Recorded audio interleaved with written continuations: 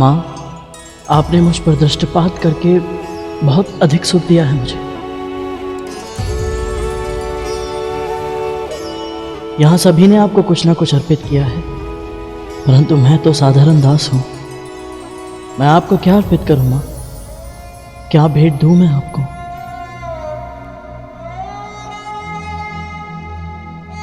देवी लक्ष्मी तुम्हारी भक्ति और सेवा से इतनी प्रसन्न कि उन्हें अभी किसी भी उपहार की आवश्यकता नहीं है गरुड़। जब कोई पिता अपनी पुत्री को इस रूप में देखता है तो कितनी ही भावनाएं एक साथ उभरती है। इसकी था पाना भी असंभव है। पुत्री के बड़े हो जाने की प्रसन्नता से पिता का मन मयूर नृत्य कर रहा होता है,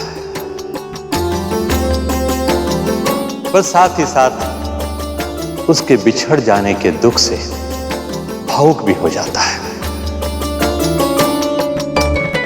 प्रत्येक पिता की एक इच्छा और कर्तव्य भी है कि वो अपनी पुत्री के लिए एक योग्य वर ढूंढे। इस समय आप भले ही मेरे सामने एक पुत्री के रूप में हैं, पर यह मैं कैसे भूल जाऊं कि आप त्रिलोक की स्वामिनी हैं, संपूर्ण सृष्टि की माता हैं आप। इसलिए आपके योग्य जीवन साथी का चुनाव करने में मैं असमर्थ हूं।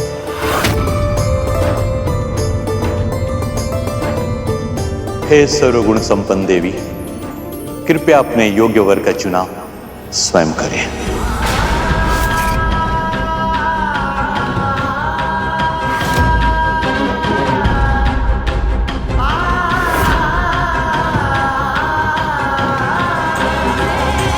चुनाव? कैसा चुनाव? इस संपूर्ण जगत में माता लक्ष्मी के स्वामी प्रभु विष्णु के अतिरिक्त और कौन हो सकता है भला? और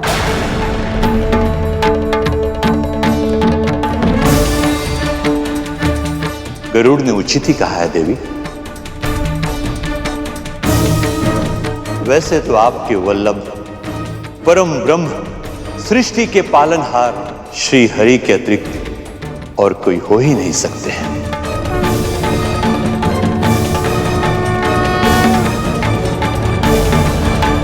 फिर भी मैं चाहता हूं कि आप स्वयं अपना वर चुनें। उत्तम सुझाव है देवी।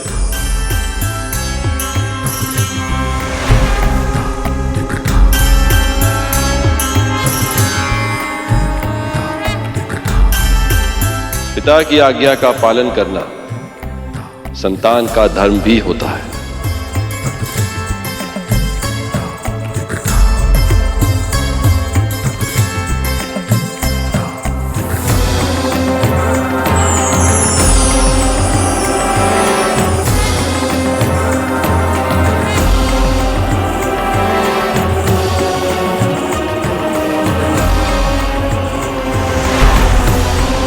पुत्री, स्वयंवर आरंभ करें।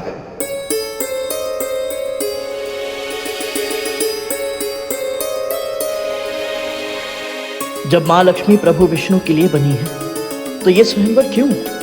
प्रभु, आप ये कैसे होने दे सकते हैं? कैसा संदेश? बता मुझे। उन्होंने मुझे एक कथा सुनाई थी। वो कथा मैं आपको बिल्कुल वैसे ही सुनाने का प्रयास करूंगी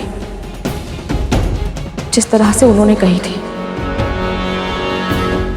एक बार एक राजा ने घोषणा करवाई कि उसके पूरे राज्य में केवल पालक ही उगाई जाएगी, उसी का क्रय विक्रय होगा और सारी प्रजा केवल पालक ही खाएगी। न कोई और अन्न, न किसी और प्रकार की तरकारी का पूरे राज्य में प्रयोग किया जाएगा। यदि कोई राजा के इस आदेश का उल्लंघन करता तो राजा उसे कोड़ों से पीटने का दंड देता या कभी कभी उसके प्राण ले लेता। फिर एक दिन एक महान साधु इस राज्य में आए और राजा ने उनसे आशीर्वाद पाने के लोभ में उन्हें वो पालक भेंट कर दी। साधु बाबा ने वो पालक राजा के सामने फेंक कर कहा, मैं तेरे भूत भविष्य के कर्मों के बारे में सब जानता हूँ और तेरे इस पालक प्रेम को तुझसे भी अधिक पहचानता हूँ। पिछले जन्म में तू एक निर्धन किसान था जो अपनी झोपड़ी के पीछे की क्यारी में पालक उगाता था और अपने परिवार का पेट भरने के बाद शेष बची पालक को गांव के सभी लोगों में बांट देता था। किसान के रूप में तूने पुण्य अर्जित किया था, जिसके कारण इस जन्म में तुझे राजा बनने का अवसर मिला। और पिछले जन्म की वो स्मृति आज भी कहीं तेरे भीतर जीवित है। इसके कारण तू ये पालक का वितरण नहीं कर रहा, बल्कि इसके लिए कर रहा है क्योंकि अब तू चक्रवर्ती सम्राट बनना चाहता है। जब तक सेवा बिना किसी स्वार्थ की जाए तब तक ही वो सेवा कहलाती है। पर किसी परिणाम या पारिश्रमिक के लोभ में की गई सेवा सेवा नहीं, स्वांग होता है। और स्वांग रचने वालों को न तो आशीर्वाद मिलता है ना ही वरदान। पर किसी परिणाम या पारिश्रमिक के लोभ में की गई सेवा सेवा नहीं, स्वांग होता है। बिल्कुल सही कहा भगवान दत्तात्रेय ने। हाँ, तब तो माँ ने गुरु दत्तात्रेय की सेवा आशीर्वाद पाने के लोभ में की थी, वो भी स्वयं भी नहीं की थी। भगवान दत्तात्रेय से छल करके माता विंता से करवाई थी। ये सत्य नहीं हो सकता, ये तेरे मस्तिष्क की कल्पना है। भगवान दत्तात्रेय का नाम लेकर के तू मनगढ़ंत कथाएं सुना रही है मुझे। दीदी, क्या आप मुझे बिल्कुल नहीं पहचानती? आप जानती हैं कि मैं ऐसा सोच भी नहीं सकती। झूठ बोल रही है तू।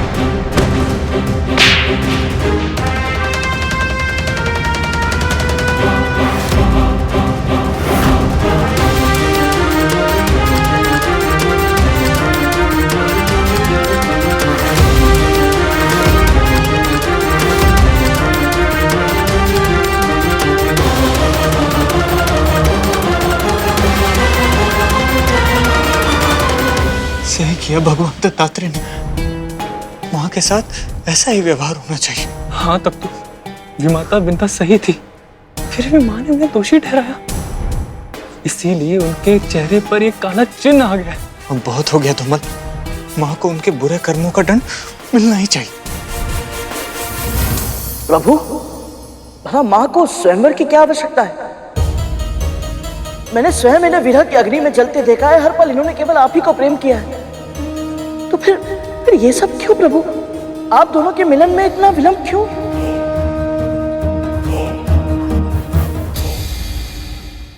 विवाह हर कन्या का स्वप्न होता है गर्भ, और आयु के साथ साथ यह स्वप्न भी बड़ा होता जाता है। नारी के जीवन में सबसे महत्वपूर्ण घटना होती है विवाह, और सबसे अधिक महत्वपूर्ण संबंध होता है पति के साथ उसका संबंध।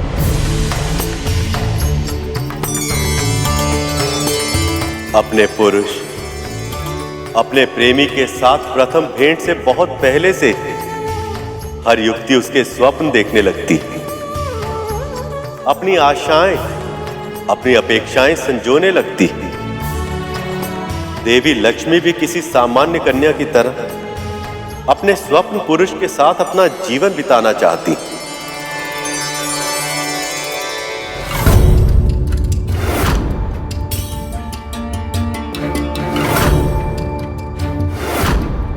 और ये इनका अधिकार है, चुनाव का ये अधिकार मैं तो क्या, कोई भी पुरुष किसी स्त्री से छीन नहीं सकता। किंतु हां, इन्हें प्रेम करने के नाते मैं ये आशा कर सकता हूं कि चाहे कितना भी समय क्यों ना लग जाए, पर अंत में लक्ष्मी विष्णु को ही चुनेंगे। हे माँ, ये कैसी लीला है आपकी? इतने समय तक प्रतीक्षा करने के बाद अब और विलंब। इस बीच कोई और समस्या उत्पन्न हो गई तो? यदि लक्ष्मी जी ने मुझे वर चुना तो मेरा पद सर्वोपरि हो सकता है। लक्ष्मी जी के लिए योग्य स्थान स्वर्ग ही है, वो मुझे ही चुनेंगी। सभी देवता और असुरों की आंखों में एक ऐसी विचित्र इच्छा देख रहा हूं।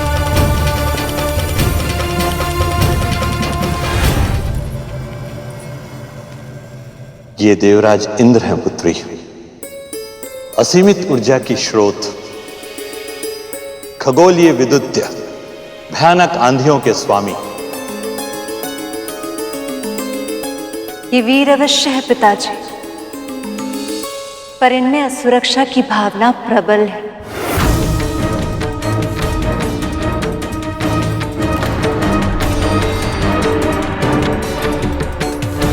ये सूर्यदेव है पुत्री। इनका प्रकाश सारे जगत को जीवन देता है।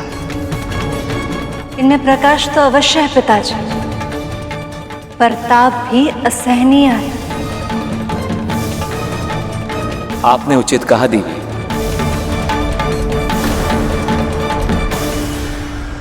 वहां की लीला भी अद्भुत है। अब इन सभी के गुण और अवगुण दोनों ही अपने आप सामने आ जाएंगे। नारायण नारायण। कोई भी अपने अवगुणों को दूर करने का प्रयास तभी कर सकता है जब उन्हें अपने अवगुणों का ज्ञान हो जाए।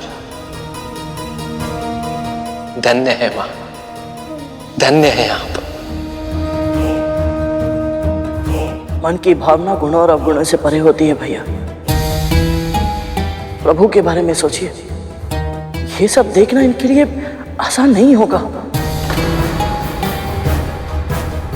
इनकी प्रिया इनकी आंखों के सामने अन्य सभी में अपना वर खोज रही है। ये पीड़ा को सहन करना और फिर भी मौन रहना प्रभु के लिए सरल नहीं है भैया। मैं तो कल्पना भी नहीं कर पा रहा हूं कि प्रभु में इतना संयम कैसे है। मुझे तो बहुत चिंता हो रही है भैया। मन तो यही कहता है कि कोई भी समस्या उत्पन्न नहीं होगी, परंतु जब तक इन दोनों का मिलन नहीं हो जाता मुझे शांति नहीं मिलेगी।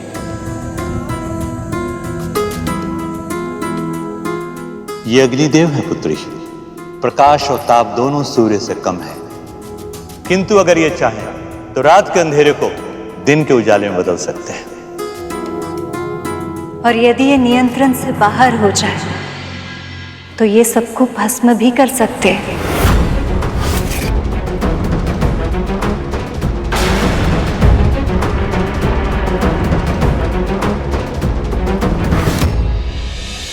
ये वायुदेव हैं पुत्री। ये बहुत चंचल है, स्वयं एक स्थान पर टिककर रह ही नहीं सकते। यदि मैं इनके साथ हमेशा चलती रही तो इस जगत का कल्याण कभी नहीं कर पाऊंगी।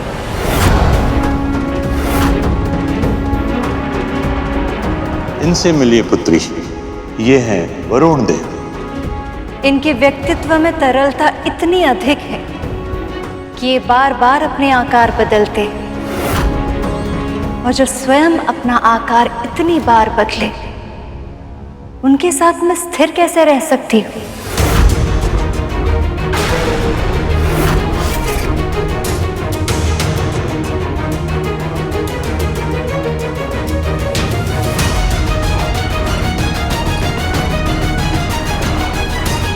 ये यमराज है, यमलोक के स्वामी हैं। और कर्तव्यनिष्ठ भी।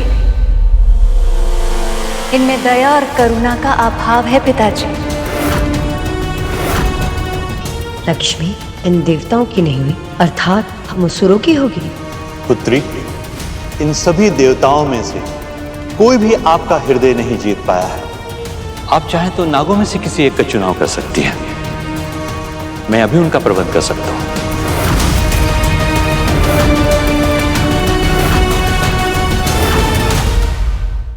लक्ष्मी नागों की नहीं हो सकती। क्षमा कीजिए पिताजी, नाग तो सदैव ही अपनी माता से भयभीत रहे, इतने अधिक भयभीत कि उनके प्रवृत्ति से भय निकालना असंभव है। और जो स्वयं इतने भयभीत है, उनके साथ मैं सुरक्षित होने का आभास कैसे कर सकती हूँ? बहुत अभिमान है ना कद्रू को अपने पुत्रों पर। यदि वो ये सुन लेती तो कितना आनंद आता। उसे होना चाहिए था यहाँ। पता नहीं क्या कर रही है वो पृथ्वी पर। हमारे स्वामी प्रभु विष्णु की प्रतिमा को नहीं, भगवान दत्तात्रेय को प्रणाम कर रहे थे। अभी अभी उन्होंने मुझे साक्षात दर्शन दिए दीदी। संभव नहीं।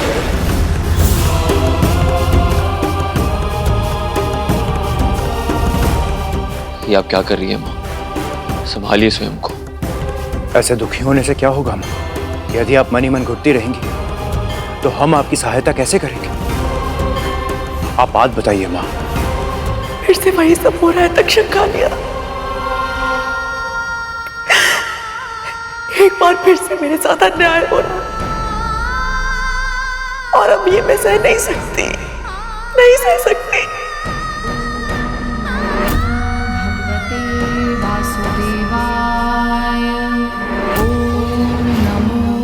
भगवते वासुदेवाय। शिविता,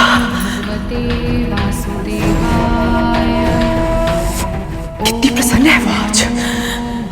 अवश्य कुछ ना कुछ ऐसा है जो मुझसे छुपा रही है। इसकी पहले की बहुत देर हो जाए। मुझे जानना होगा कि वो भेद क्या है। इस बार उसने मुझसे कोई भी चालाकी की तो उसकी ऐसी दशा करूंगी कि प्रभु नारायण भी उसे मुझसे नहीं बचा पाएंगे।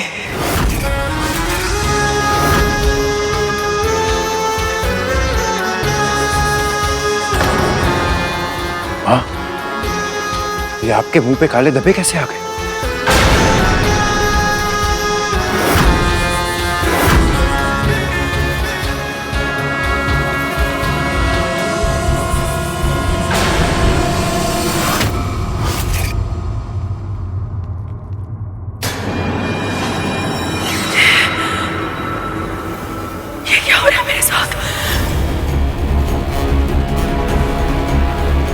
सबसे महत्वपूर्ण है ये मेरे मुंह पे क्यों हो रहा है?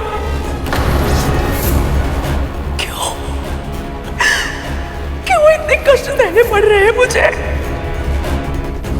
मानसिक और भावनात्मक कष्ट कब तक है जो अब ये शारीरिक कष्ट? भगवान दत्तात्रेय का वचन तो सत्य हो रहा है। मैं भी यही सोच रहा था तक तो। हमारी माँ के आंखों में आंसू है और विंता माँ के स्वर में सुख। हाँ, इसका अर्थ तो यह है कि विंता माँ और गरुड़ शीघ्र ही दास्ता से मुक्त हो जाएंगे। लक्ष्मी माँ तो सभी में कोई ना कोई अवगुण खोज रही हैं। ये तो स्वाभाविक है शेष। जो सर्वगुण संपन्न वो किसी अवगुण से युक्त पुरुष के साथ जीवन निर्वाह कैसे कर सकती?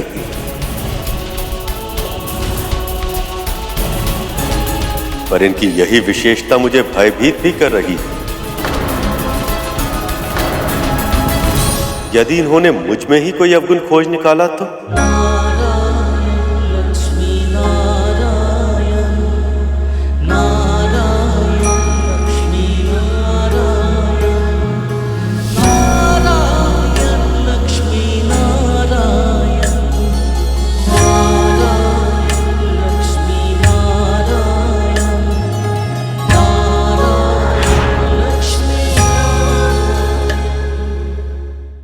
प्रभु ये क्या कह रहे हैं आप?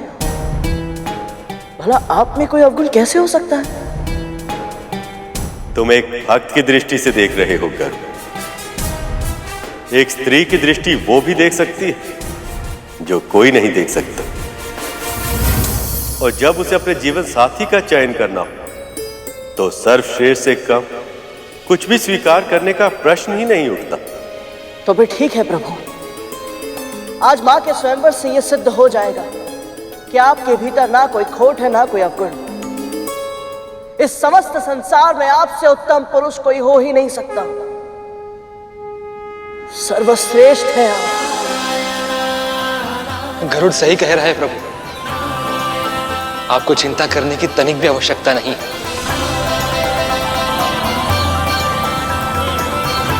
अब बहुत हुआ मां, अब ये प्रतीक्षा समाप्त कीजिए। क्षमा कीजिए, मैं आप में से किसी के साथ विवाह नहीं कर सकती।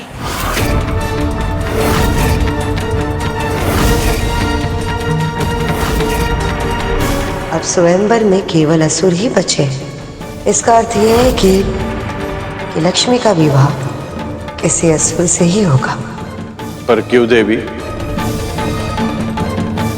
क्योंकि अभी तक आपने अपने क्रोध पर विजय प्राप्त नहीं किया है, और जिसके मन में विकार हो उन्हें मैं स्वीकार कैसे कर सकती हूँ?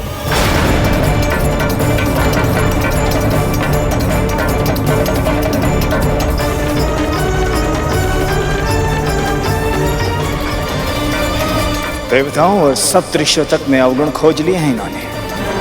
यदि हमारी ओर देखेंगे तो अवगुणों की सूची इतनी लंबी बना देंगे जैसे वासुकी की पूंछ। अभी अभी इन देवताओं से संधि हुई है हमारी। इनके सामने हमारी प्रतिष्ठा और सम्मान मिट्टी में मिल जाएगा। ऐसा नहीं होगा। पर क्यों मां? क्योंकि विष्णु प्रिया की दृष्टि में हम इतने अयोग्य हैं कि इन्होंने हम में से किसी की तरफ देखा तक नहीं।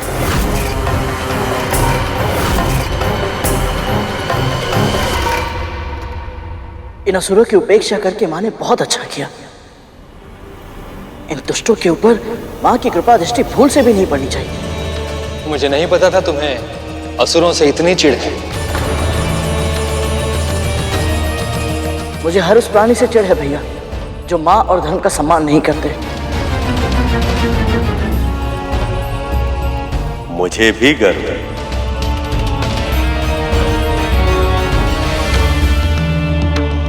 मैं इन देवों, ऋषियों और गंधर्व में से किसी का चुनाव कैसे कर सकती हूँ?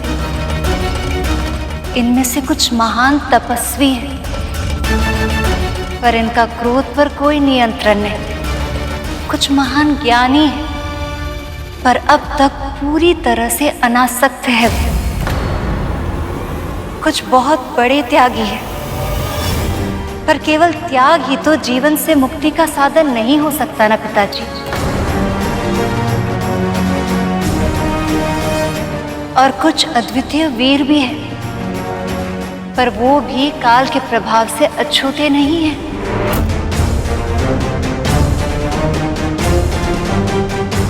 पिताजी, मुझे ऐसा लगता है कि यहाँ ऐसा कोई भी नहीं है जो मेरे पति बनने के योग्य है।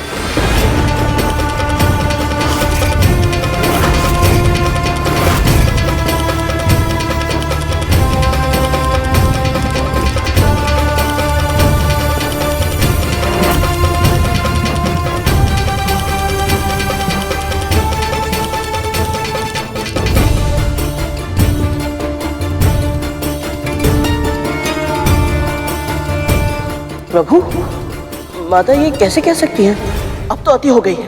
प्रभु, आप कहिए ना कि आप सुयोग हैं। आपसे अधिक योग्य संसार में कोई हो ही नहीं सकता। प्रभु, नहीं तो मैं जाकर मां से कहता हूं। नहीं गरुड़, लक्ष्मी के मन में योग्य और आदर्श पति की छवि क्या है और मैं उस पर खरा उतरता भी हूं या नहीं, ये जाने बिना मैं इनसे कुछ नहीं कह सकता। जब तक लक्ष्मी स्वयं वो सभी गुण मुझ में नहीं देख लेती जो उन्हें अपने पति की छवि में दिखते हैं, तब तक ये मिलन संभव नहीं। इन्हें पति रूप में मुझे पाने की इच्छा प्रकट करनी होगी, तभी मैं अपना प्रेम व्यक्त कर पाऊंगा। इसलिए जब तक ऐसा नहीं होता तब तक मुझे प्रतीक्षा की पीड़ा सहनी होगी।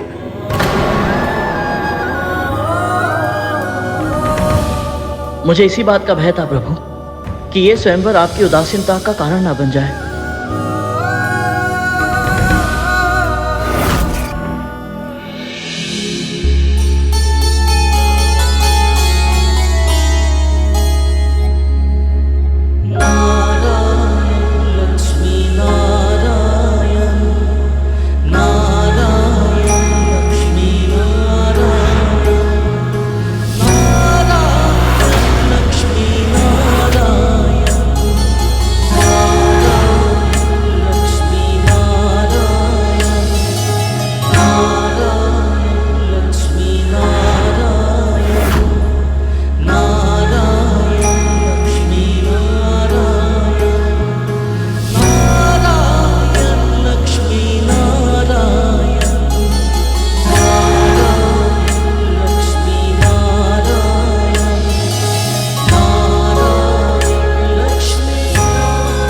पुत्री, इतना तो जान चुका हूं मैं कि आपके मन में योग्य पुरुष की छवि स्पष्ट रूप से अंकित है।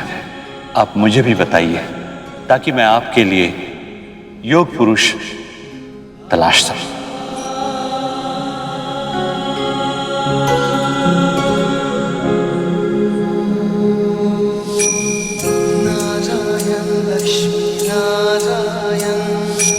हम क्या ढूंढे इस परम ब्रह्म को जो ये सारा संसार चलाए। ये विरह भी हरि की लीला थी, अन्यथा कैसे बिछड़े वो जो एक श्वास में लक्ष्मी नारायण कहलाए।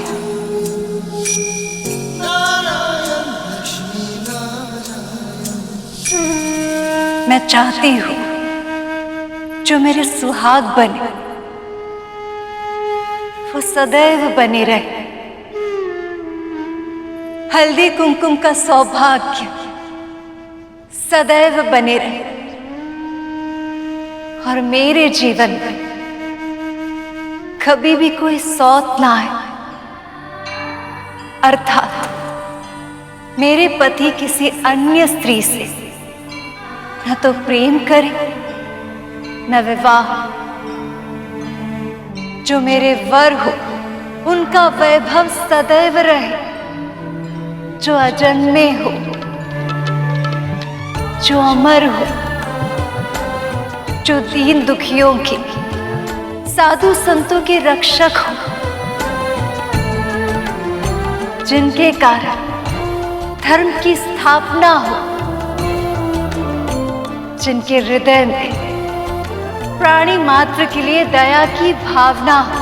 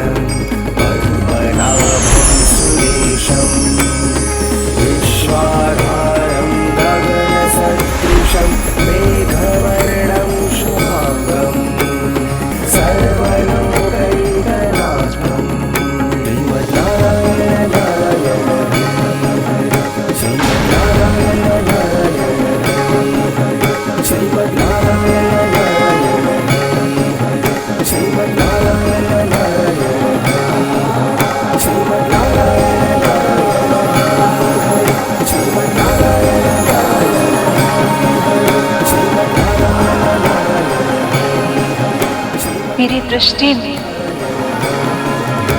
संपूर्ण सृष्टि में ऐसे केवल एक ही पुरुष है,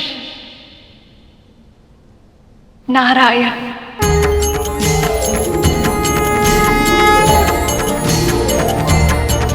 लेकिन मैं इनसे ये जानना चाहती हूँ, इनके जीवन में मेरा स्थान कहाँ होगा?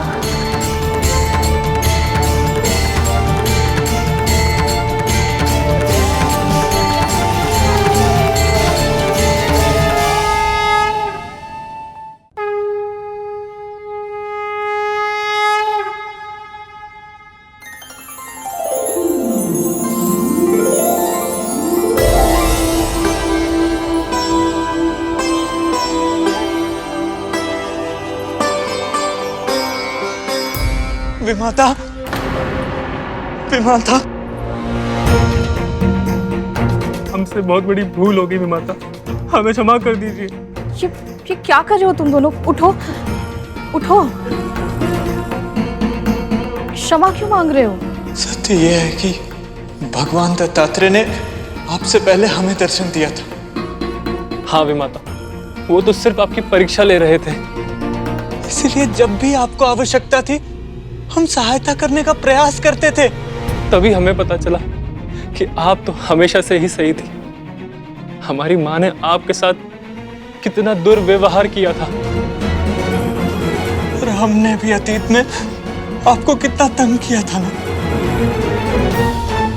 हमें क्षमा कर दीजिए विमाता, हमें हमारी भूल का आभास है।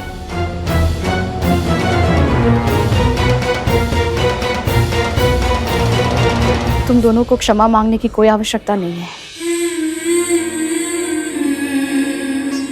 मैंने कुछ भी स्मरण नहीं रखा और ना ही बुरा माना है। यही तो आपके व्यक्तित्व का अद्भुत गुण है। आप कितनी अच्छी हैं, कितनी दयालु हैं। पर हमारी माँ इस योग्य नहीं कि हम बस उनके बारे में कुछ भी बुरा मत बोलो। नहीं विमाता, अब सत्य कहने से हम भयभीत नहीं होंगे। केवल हमें ही ऐसा आभास नहीं हो रहा है, स्वयं भगवान दत्तात्रेय को भी ऐसा ही लगा था। इसलिए तो उन्होंने इस रोग का उपचार स्वयं ही कर दिया। कहना क्या चाहते हो तुम दोनों? अब से जब भी माता आपको सताएगी तो उनके चेहरे पर एक काला धब्बा बन जाएगा। दीदी रुक जाइए विमाता। यदि हम ये चाहते हैं हमारी माँ धर्म के पथ पर लौट आए, तो यह आवश्यक है कि उन्हें यह दंड मिले, तभी तो वो अपनी भूल पहचान पाएंगी। इसलिए हम आपसे विनती करते हैं कि इस बारे में हमारी माँ को कुछ भी ना पता चले, और आपकी मुक्ति के बारे में तो बिल्कुल भी नहीं। हाँ विमाता, हम जानते हैं, और सत्य कहें तो हम दोनों भी यही चाहते हैं कि आपको इस यातना से शीघ्र ही मुक्ति मिल जाए। लेकिन ये तभी हो पाएगा जब आप इस बारे में किसी को नहीं बताएंगी। वचन दीजिए विमाता, आप इस बारे में कुछ नहीं कहेंगी।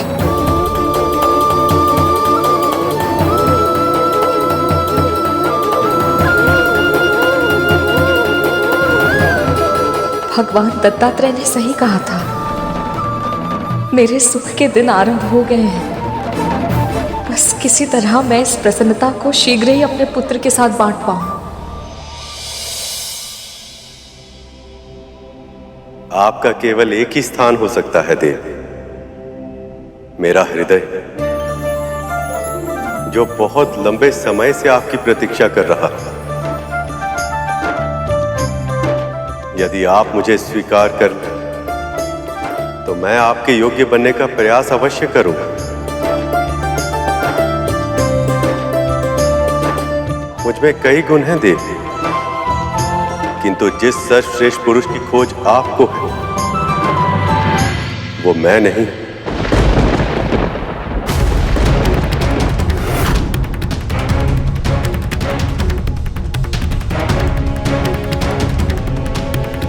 क्योंकि मैं तो सर्वश्रेष्ठ तब तक नहीं बन सकता जब तक आप मेरे साथ ना हो। आपके साथ के बिना मैं अधूरा हूं देव। आपका साथ ही मुझे पूर्ण बनाता। मेरा उत्साह आपकी मुस्कुराहट से, मेरा बल आपके प्रेम से। आपका पति बन मेरा सौभाग्य होगा देवी।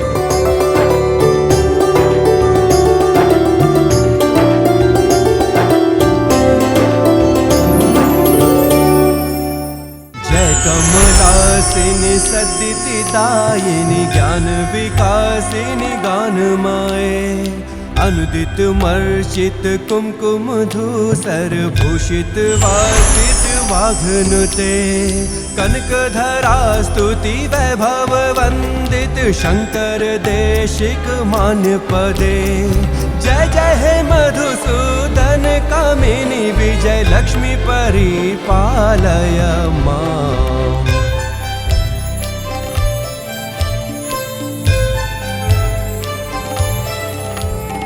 प्रणत सुरेश्वरी भारती भार्गवी शोक विनाशिनी रत्नमाये मणिमय भूषित कर्ण विभूषण शांति समावृत हास्य मुखे नवनिधि दायिनी कलिमल हारिणी कामित फल प्रद हस्तयुते। जय जय हे मधुसूदन कामिनी विद्या लक्ष्मी सदा पालय मां।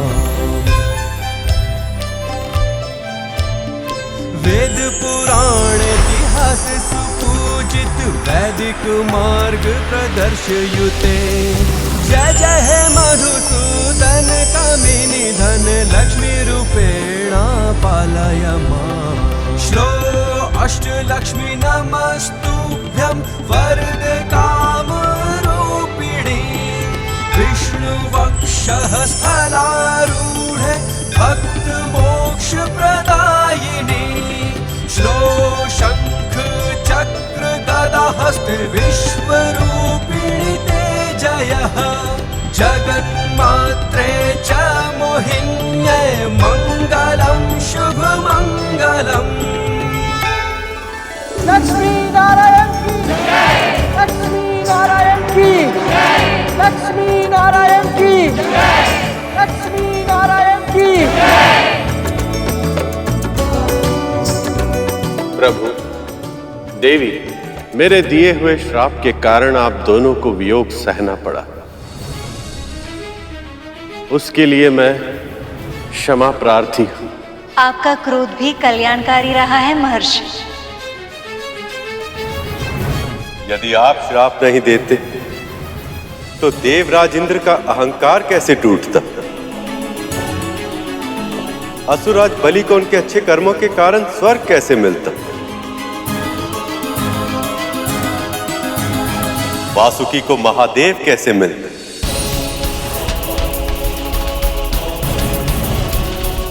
और संसार को वो अमृत कैसे मिलता जो शीघ्र ही उन्हें मिलने वाला? मिलने वाला है, मिलने वाला है, यही कह कहकर शर्म करवाए जा रहे हैं।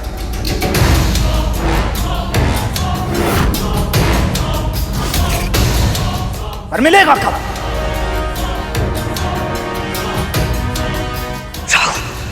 कितनी बार कहा तूने महर्षि दुर्वासा के सामने सोच समझ के बोला करो। कहीं ऐसा ना हो अमृत के स्थान पर तुम यहां से श्राप लेकर लौटो।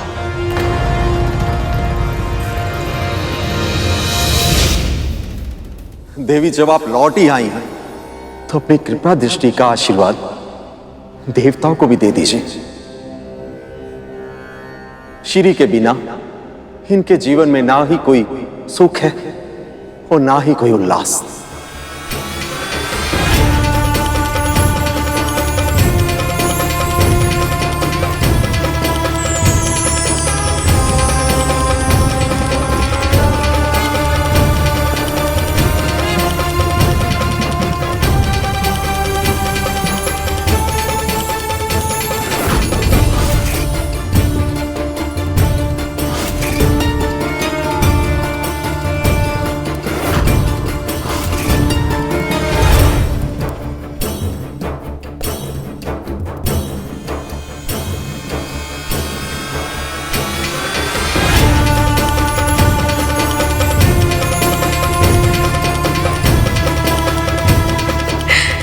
धन्यवाद देवी, अशेष धन्यवाद।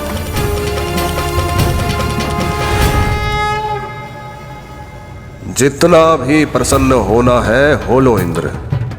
अमृत मेरे हाथ लगने के बाद तुम्हारा और सभी देवताओं का अंत निश्चित है। विष्णु ने एक बार फिर से हमारे साथ पक्षपात किया है, किंतु इस बार मैं ये मंथन पूरा होने नहीं दूंगी।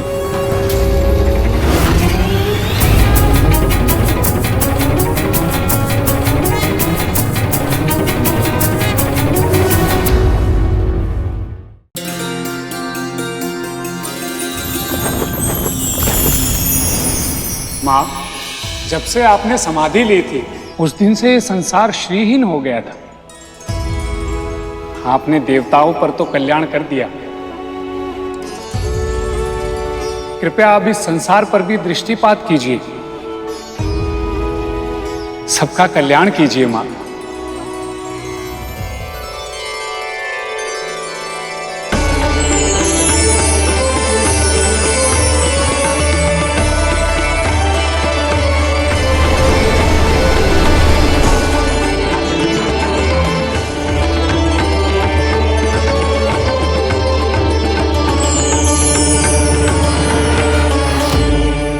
विष्णु जी को लक्ष्मी और वासुकी को भगवान शिव मिल गए और देवताओं को उनका वैभव वापस मिला और हम असुरों को एक टूक भी नहीं देखा। माँ, इस संसार में कुछ व्यक्ति ऐसे भी हैं जिनके मुख पर अब भी उदासी छाई है। मैं जानती हूँ पुत्र, पर मेरी दृष्टि इतनी आसानी से किसी पर नहीं पड़ती। इस संसार में कई स्थान ऐसे हैं जो मुझे अप्रिय है। अब तुमने पूछा ही है तो सुनो। मैं वहां कभी नहीं जाती जहां गुरुजनों, माता पिता और किसी भी बड़े का अपमान हो रहा।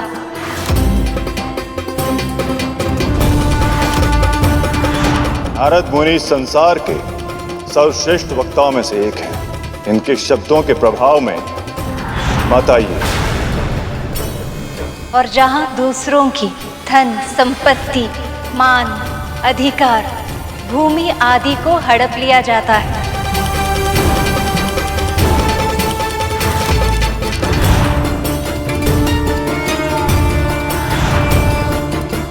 और यहाँ तक कि दूसरों को भूखा देखकर अपने घर में धन और अनाज भरते हैं, उनके घर आज तक न मैं गई हूं और न भविष्य में मैं कभी जाऊंगी।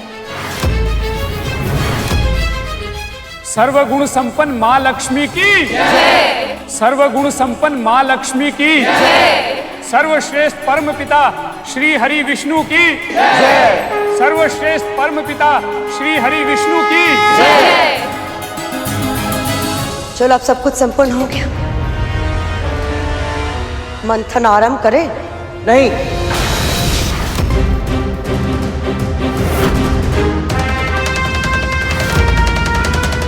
अभी मंथन नहीं हो सकता।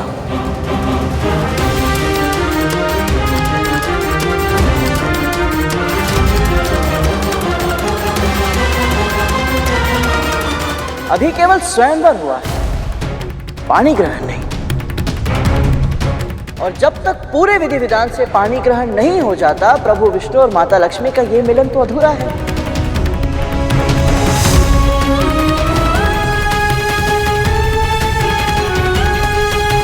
क्यों समुद्रदेव अपनी पुत्री का कन्यादान नहीं करेंगे?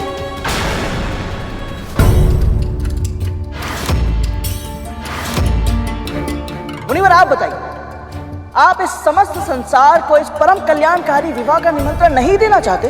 हाँ मुनिवर, यहां उपस्थित सभी माताओं से पूछना चाहता हूं, अपनी सखी का अभिषेक करने में आप सभी को इतना आनंद आया था, तो क्या मंगल स्नान के अलौकिक सुख का अनुभव नहीं करेंगे आप सब? जब से ये विष्णु से मिला है कुछ ज्यादा ही उड़ रहा है। बस एक बार अमृत मिल जाए तो ये इसके जीवन की आखिरी उड़ान होगी। बस बस गरुड़, तुमने तो सारा कार्यक्रम अभी से निश्चित कर दिया। कैसे नहीं करता प्रभु? इस विवाह का स्वप्न केवल आप दोनों ने ही नहीं देखा, आप दोनों की विरह की पीड़ा और मिलन की प्रतीक्षा का अनुभव आपके भक्तों ने भी किया है। प्रतिपल, प्रतिदिन। और मेरी माँ ने तो प्रार्थना भी की थी। आज उनकी प्रार्थना स्वीकार हुई है, तो उत्सव तो होना ही चाहिए। क्या कहते हैं आप सब? सही कहा ना मैंने? बिल्कुल सही कहा पुत्र। सत्य वचन। आप दोनों के विवाह से संपूर्ण जगत का कल्याण होगा। कृपया मुझे इस विवाह के आयोजन की अनुमति दें। मैं देवी लक्ष्मी को उनकी नगरी ले जाऊंगा और आपको बारात लेकर वहीं आना होगा प्रभु।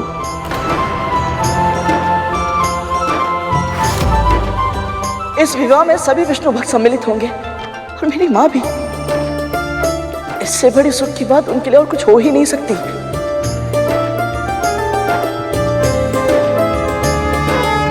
क्या हो रहा है ऐसे?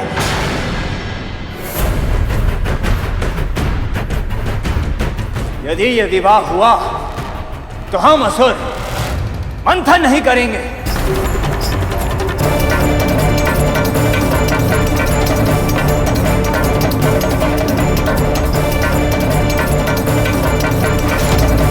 राहु, जानते भी हो तुम क्या कह रहे हो? पूरी धमकियों से कोई लाभ प्राप्त नहीं होगा राहु। अमृत का आना अभी शेष है। सत्य कहा देवराज, अमृत प्रकट होना शेष है अभी। इसलिए आप सब एक दास के कहने पर अपना लक्ष्य भूलने के लिए तैयार हैं। मंथन रोककर विवाह का आयोजन कर रहे हैं आप। परंतु इस विवाह से तो सबका कल्याण होगा पुत्र। क्षमा कीजिएगा विमाता अदिति, पर मुझे संदेह है मंथन से भी अभी तक असुरों का कोई कल्याण नहीं हुआ है। पहले से ही हम वासुकी के मुख की ओर हैं और इसीलिए भीषण दास सहने पर विवश है। साथ ही हलाहल और अलक्ष्मी जैसे महासंकटों का सामना करने के कारण हमारा विश्वास डगमगाया हुआ है। और ये तो आप जानते हैं विमाता, देवी लक्ष्मी ने हमें एक दृष्टि भर करके देखा तक नहीं। ऐसे में उच्च श्रेवा के अतिरिक्त हमें इस मंथन से मिला ही क्या है? मिला भले ही ना हो असुरराज, पर मिलने वाला तो है। वो तो तब मिलेगा मुनिवर जब मंथन होगा। और यहां तो कुछ अलग ही खिचड़ी पक रही है, इसलिए ध्यान से सुनिए। यदि ये विवाह हुआ तो हम असुर ना ही विवाह में भाग लेंगे और ना ही मंथन में।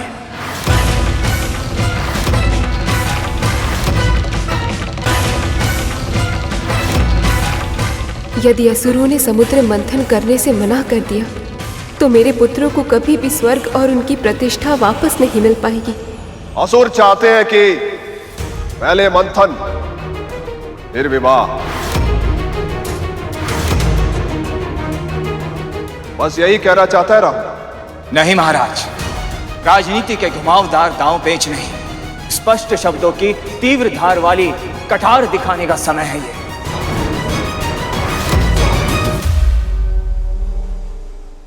अब हम असुर और तिरस्कार सहन नहीं करेंगे। पहले ये देवता स्वयं चलकर आए थे हमारे पास संधि करने, पर अब हमारी किसी भी इच्छा का सम्मान नहीं हो रहा। सब कुछ बस विष्णु की इच्छा के अनुसार हो रहा है। ये तो सदैव से ही देवताओं का समर्थन करते आ रहे हैं।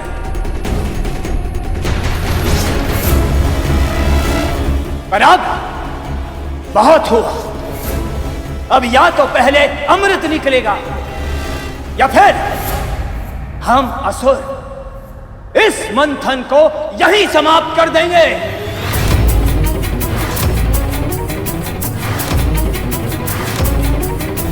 कर दो समाप्त। चाहो तो इस मंथन को इसी क्षण रोक दो और वापस लौट जाओ।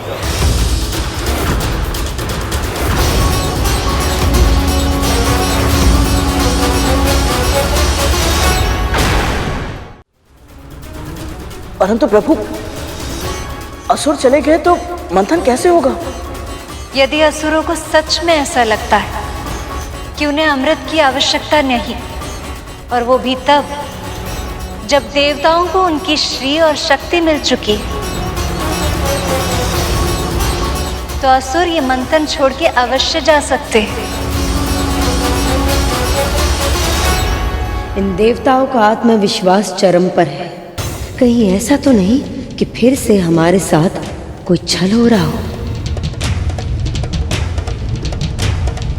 देवी लक्ष्मी के प्रकट होने के कारण अब ये देवता समर्थ बन चुके हैं। कहीं ऐसा ना हो कि हम असुर क्रोध में मंथन छोड़कर चले जाएं और ये देवता मंथन का अंतिम चरण अकेले पूरा करके सारा अमृत स्वयं ले लें।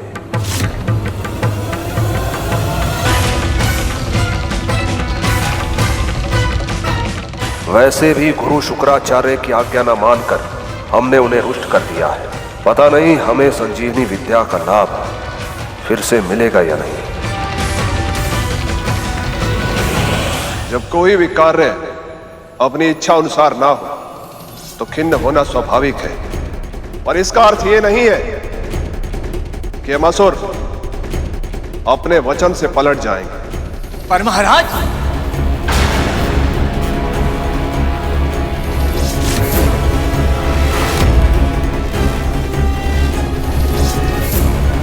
यदि आप सब चाहते हैं कि पहले विष्णु और देवी लक्ष्मी का विवाह हो, तो हम आपकी इच्छा का सम्मान करें।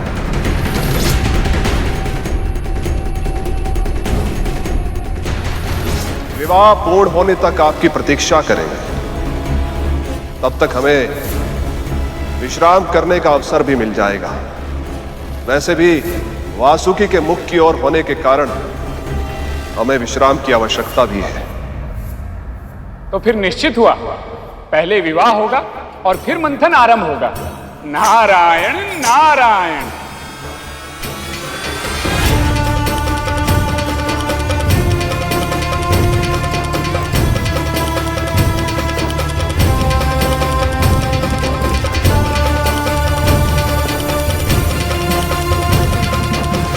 इन असुरों का मस्तिष्क सदैव विपरीत दिशा में ही चलता है क्या? जो कार्य बोलो उसके विपरीत ही करते हैं। मुझे पूरा विश्वास है कि कुछ तो गड़बड़ है, और ये जानने के लिए मैं किसी भी सीमा को पार कर सकता हूं।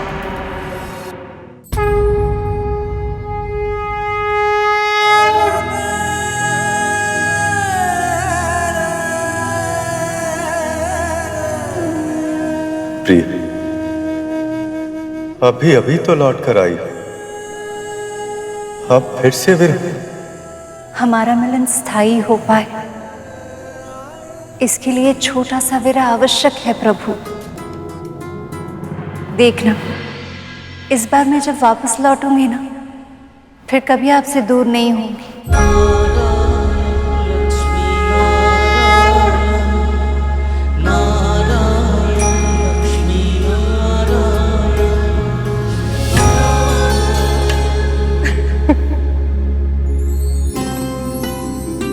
दावा नलसा विरह भयंकर, दोनों को तड़पाए। विलंब मिलन में आवश्यक है, पर हृदय का ताप बढ़ाए। जानती हूं कितना कठिन है फिर से एक दूसरे से दूर जाना, पर जितनी शीघ्र आप पिता के नगर पहुंचेंगी, उतनी ही शीघ्र विवाह की तैयारियां आरंभ होगी, और उतनी ही शीघ्र आप अपने पति के घर वापस आएंगे। तो अब और विलंब ना करें देवी, चलें?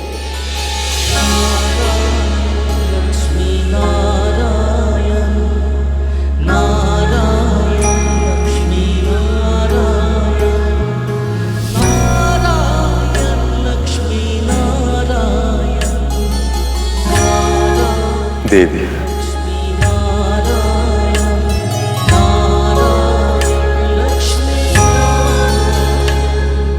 इतनी सारी अड़चनों के बाद तो हम दोनों मिले हैं। अब मैं आपको अपनी दृष्टि से एक क्षण भी दूर नहीं कर पाऊंगा। कष्टदायक तो मेरे लिए भी है प्रभु, किंतु हमें एक होने के लिए थोड़े समय का विरह सहना होगा। नमस्ते ब्रह्मचारिणे।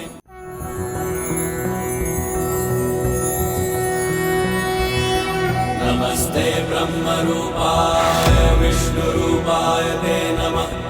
नमस्ते रुद्ररूपाय करिरूपाय ते नमः। विश्वरूप स्वरूपाय नमस्ते ब्रह्मचारिणे। नहीं प्रभु, ये क्या कर रहे हैं आप? ऐसे मत झुकिए।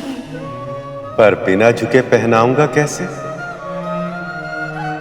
आप मुझे दे दीजिए, मैं स्वयं पहन लूंगी। ये तो संभव ही नहीं है देवी।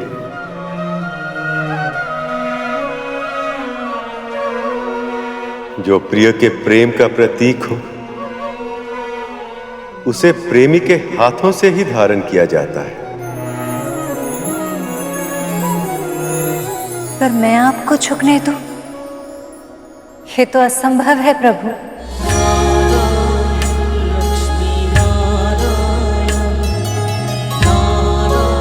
क्षमा कीजिए प्रभु।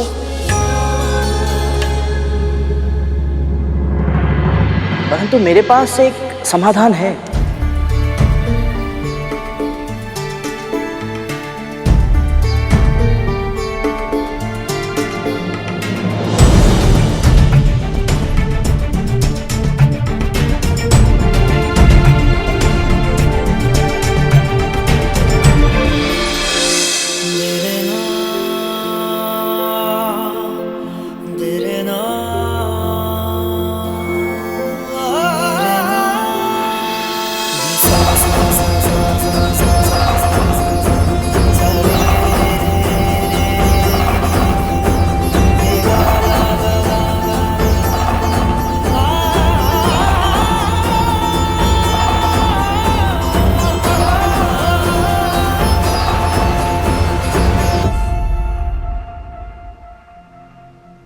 विष्णु काज में लाज।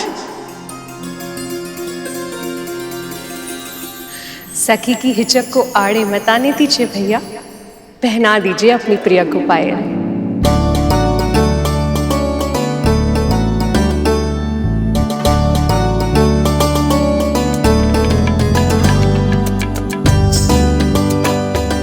ऐसा अवसर कभी कभी ही आता है पुत्री, इसका लाभ उठाने से चूको मत।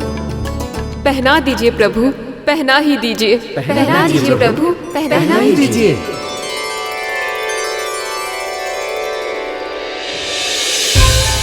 माँ के पद छीनने वाला ये पात्र स्मृति चिन्ह के रूप में सदैव अपने पास रखूंगा। माँ आज्ञा है ना?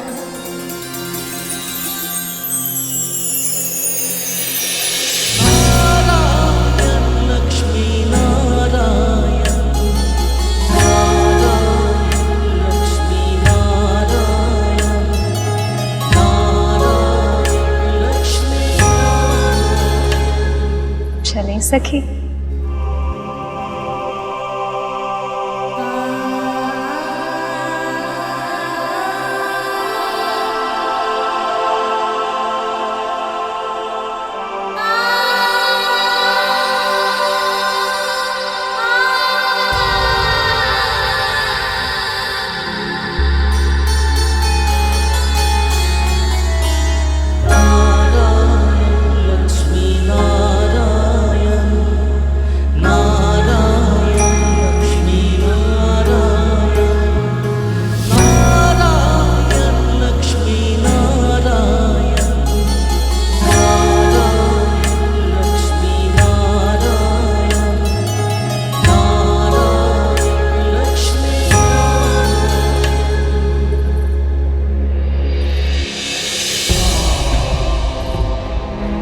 कितना अटूट प्रेम है इनमें, ये जानते हुए भी कि ये बिछो पुनर्मिलन के लिए ही है।